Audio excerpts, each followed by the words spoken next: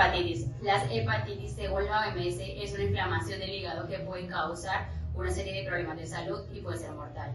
Las 5 cepas principales del virus de la hepatitis son los tipos A, B, C, D y E. Si bien todas ellas causan enfermedades hepáticas, se diferencian en aspectos importantes, sobre todo en los modos de transmisión, la gravedad de la enfermedad, la distribución geográfica y los métodos de prevención. Las hepatitis A y E producen enfermedades agudas, mientras que las demás, B, C y D, son más severas y pueden conllevar al desarrollo de enfermedades crónicas.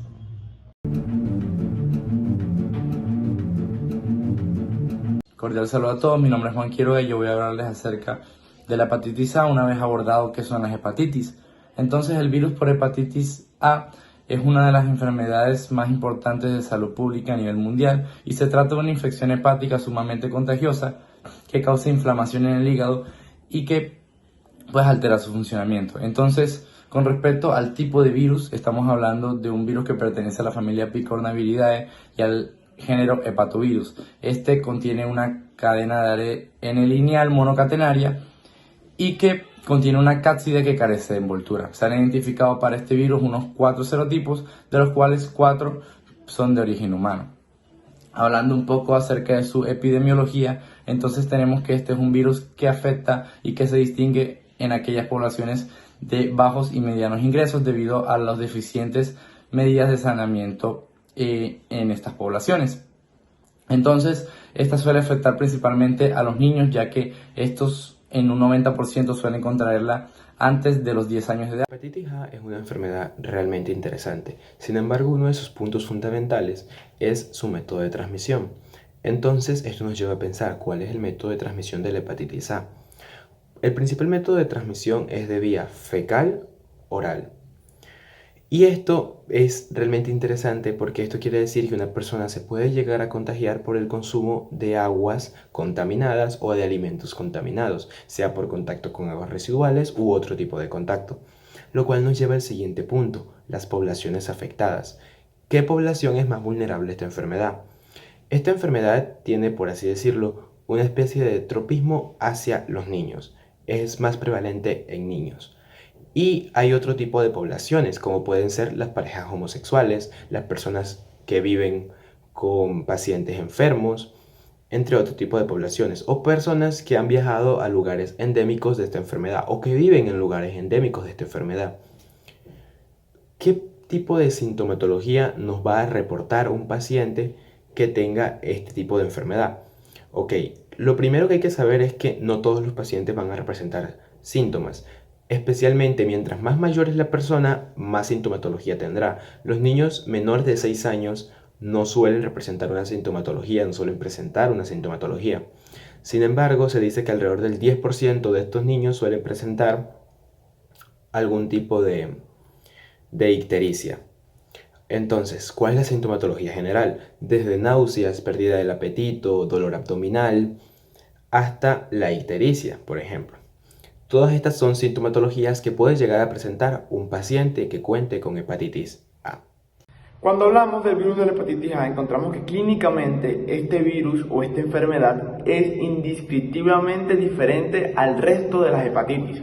Encontramos unas diferentes pruebas por laboratorio en las cuales encontramos primero la serológica, en las cuales determinamos los niveles y analizamos estos niveles de anticuerpos de IgM, en los cuales están atacando lo que sería el virus de la hepatitis A.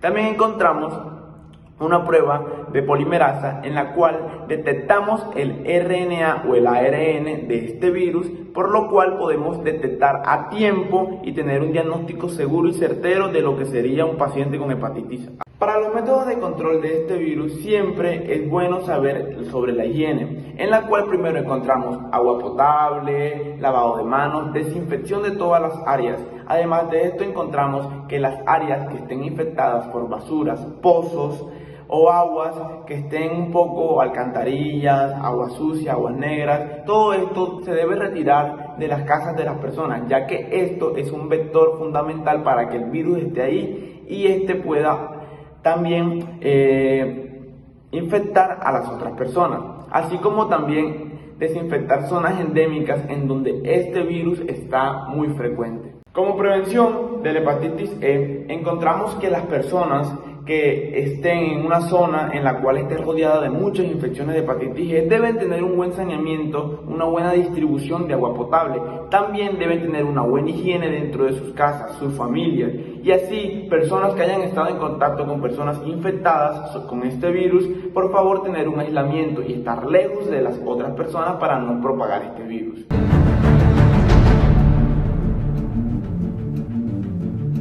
La hepatitis E es una inflamación que ocurre en el hígado debido a la infección por el virus de la hepatitis E, conocido abreviadamente por sus siglas en inglés como VHE.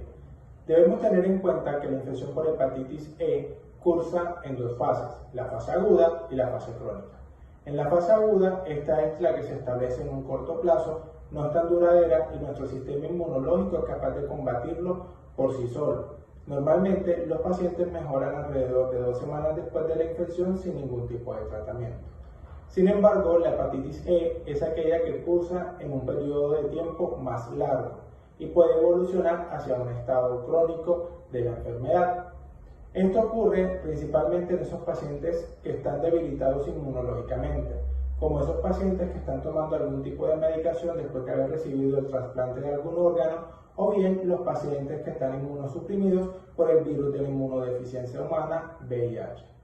El virus de la hepatitis E es una partícula esférica que mide entre los 27 a los 30 nanómetros. Este tiene una simetría icosaédrica, es un virus no envuelto y está constituido por ARN simple en sentido positivo, el cual se encuentra dentro de una cápside constituida o conformada por una proteína estructural. Este pertenece al género Epevirus y a la familia Epeviridae. Debemos tener en cuenta que se han descubierto 4 genotipos de este virus, que van desde el genotipo 1 hasta el genotipo 4. Pero en los humanos solamente se han descubierto o se han encontrado el genotipo 1 y el genotipo 2. Con respecto a la epidemiología por el virus de la hepatitis C, se sabe que aquellas zonas epidémicas principales son las de los países de América Central, África y Asia, especialmente en aquella población adulta, aquella población joven, y se caracteriza por tener un alto índice de mortalidad en mujeres embarazadas. Además, la OMS estima unos 20 millones de casos por infección aguda gracias al virus por hepatitis E. Con respecto a su modo de transmisión, esta es una enfermedad de transmisión hídrica y que se transmite por vía fecal oral, por lo que suele contagiarse a la persona principalmente por el consumo de aguas contaminadas. Población afectada. Entre los grupos de personas que presentan riesgo de contraer la infección por el virus de la hepatitis E se encuentran las personas que viven en zonas donde son frecuentes los brotes epidémicos entre la población, los viajeros a regiones del mundo donde la infección del virus de la hepatitis E se considera endémica, los residentes en campos de refugiados constituidos a raíz de catástrofes naturales, los afectados por una enfermedad hepática crónica, y posiblemente los que trabajan con animales considerados como reservorio del virus de la hepatitis E. Signos y síntomas. Muchas personas infectadas con el virus de la hepatitis E no tienen síntomas. En humanos se observa un periodo de incubación de 4 a 5 semanas, que es más variable de 2 a 10 semanas en los brotes de hepatitis E. Estos síntomas pueden incluir sentirse cansado, náuseas y vómitos, pérdida de apetito, dolor en la parte superior del abdomen sobre el hígado, orina de color más oscuro, heces de color más claro e ictericia, que son ojos y piel amarillentos. Con respecto a su diagnóstico clínico, el diagnóstico clínico del virus de la hepatitis C, se debe decir que clínicamente hablando es exactamente igual que otros virus de la hepatitis. Esto dificulta su diagnóstico.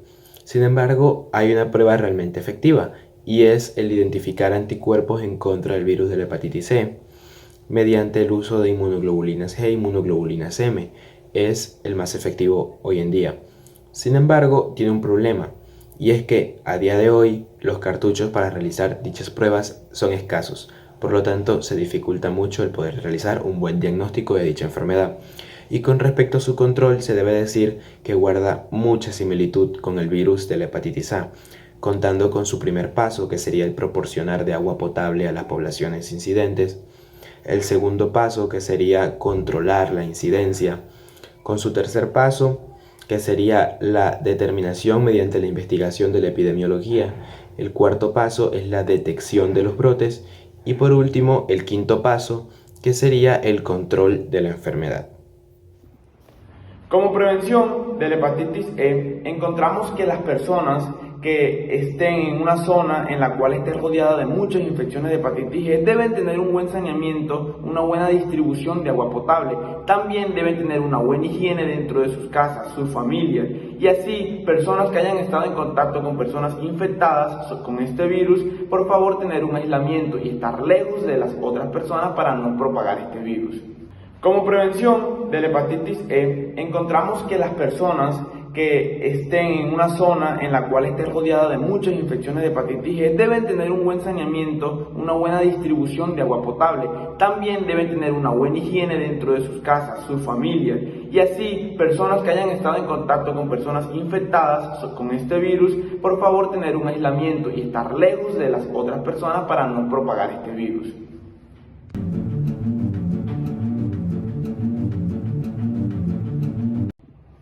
A modo de conclusión, la hepatitis A y la hepatitis E son más que todo una inflamación en el hígado, lo cual afecta a nivel sistémico todo el cuerpo humano. A raíz de esto, hablamos sobre los cuidados que las personas deben tener y aún así, cursando esta enfermedad, también los cuidados que deben tener para no contagiar a las demás personas. En esto encontramos el buen saneamiento del agua, encontramos la distribución o la redistribución de agua potable a las demás personas. Y así las personas infectadas o las personas que aún no se han infectado o que no se infectaron puedan tener un buen estilo de vida. Además de que todo esto va llevado o va de la mano con la higiene. Y esto es una forma de decirle a las personas que por favor cuídense. Juntos podemos erradicar o podemos evitar este tipo de infecciones virales. Gracias.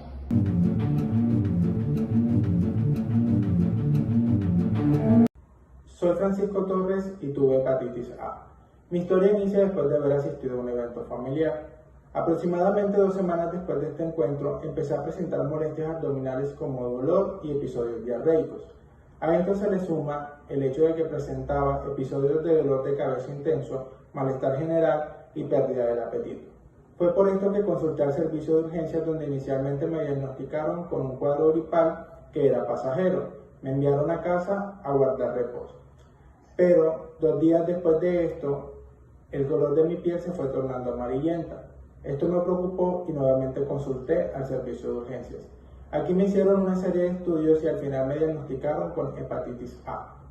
Me explicaron que actualmente no existe ningún tratamiento contra este virus, pero podía manejar la sintomatología que estaba presentando.